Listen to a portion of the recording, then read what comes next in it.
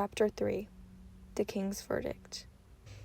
As I walked into the king's throne room, I could feel the tension flowing throughout it. Henry was amidst his royal duties, hearing the townsfolk's grievances. A mother, with her voice trembling, showed that she could no longer provide food for her children. Henry, with his attention elsewhere, absently remarked that he could provide an extra piece of bread from the royal baker for the family. He quickly dismisses the mother, and she bows, trying to hide her despair. As Henry raised his gaze to address the next townsfolk, he spotted me, standing at the door. With a cold, sturdy voice, he says, "Everyone out. I need to speak with my wife. In private." The townsfolk bowed and exited the room. The guards quickly followed and shut the doors behind them. I walked towards Henry, with deliberate slowness, meeting each other's gazes. It felt as if I looked away, even for a second, these very walls would begin to crumble. "Anne, remember our conversation from earlier? I gather you know why I summoned you." "Henry, if this is about the rumors have spread to the entire court, Anne." My voice raises. "False rumors, Henry." I took a deep breath before I took another word. "False rumors. I have had no interaction with my brother in weeks." "Do you take me for a fool?" "Henry, I take you for nothing but a king." "Then why do you continue to lie to me? My aides are trustworthy. Why would they speak falsely?" "Your aides? You mean the Privy Council?" "Yes, and what of them?"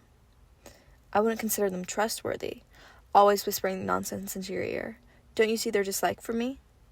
The members of the Privy Council are fair, impartial." "Fair? Impartial? Do you truly believe that?" "You must see past these lies. You must believe me, for I am speaking the truth."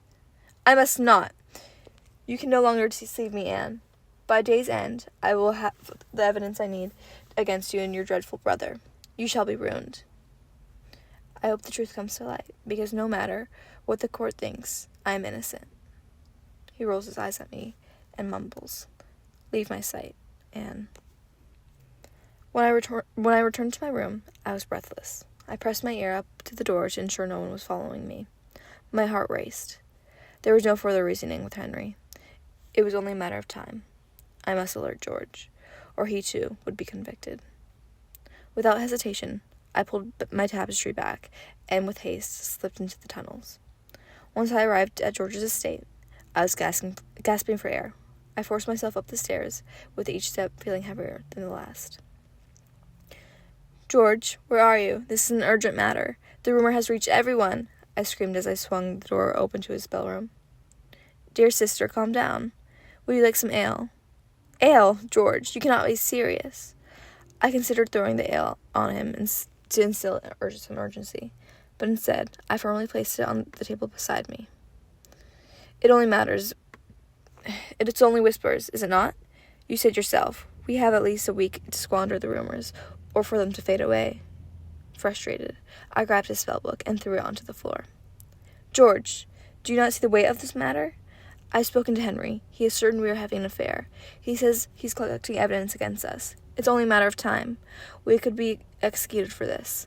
You must do something. Cast a spell, brew a potion, do something. Anything to get us out of this mess." "Anne, my magic is not strong enough to take down a king. We must come up with a plan." "Your magic must be enough. If not, it will cost us both of our heads." Before George could respond, a noise came from the distance. "Do you hear that, George? The horses?" "Not just horses. The guards. They must be searching for us." George stood there frozen. I did not have time to decipher if he stood there in fear or disbelief, nor did it matter. I quickly darted to George's armoire and grabbed his satchel. I began pulling the drawers open, taking his clothes, and shoving them into the satchel. I knew that it was only a matter of seconds. The guards would come in and take us away. But if they took George, there would be no hope in saving us. "Anne, what an odd choice of weaponry," George remarked as he stared at the satchel in my hands, his voice laced with amusement. "No time to jest now, George. They must believe I came to warn you, and you fled, trying to save yourself. You must hide, George, and figure out a way to undo all of this." Before I could spit out another word, a loud pounding came from the floors beneath us. The guards were breaking down the front door. I dropped the satchel. I was stunned. Fear took over my body. One of the guards bellowed, "By order of the king, open this door immediately. We are here to arrest Anne Boleyn and George Boleyn." The sound of the hinges breaking and the door plummeting to the floor echoed throughout the tower. Anne. George paused, searching for the right words to say. I have never seen him frantic, but I could tell he was trying to remain calm for me. I could hear the guards nearing the room. George reached his arms around my neck and unclasped my pearl necklace. Your necklace? I will imbue the pendant. I will deliver it soon.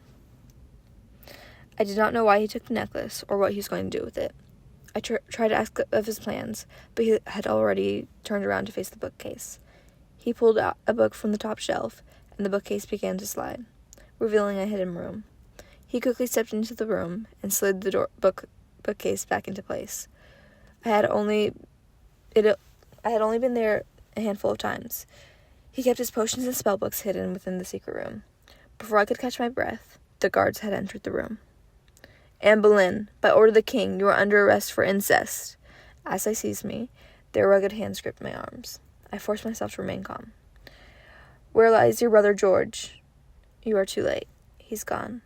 I gestured my head towards the half-packed satchel and the mess I had made on the floor, praying that they believe that he fled in desperation. The guard searching the room scoffed. Coward. No matter. Anne Boleyn was whom the king wanted anyways. The guard holding my arms replied, Search the other rooms of the estate. I'll take her to the Wailing Tower.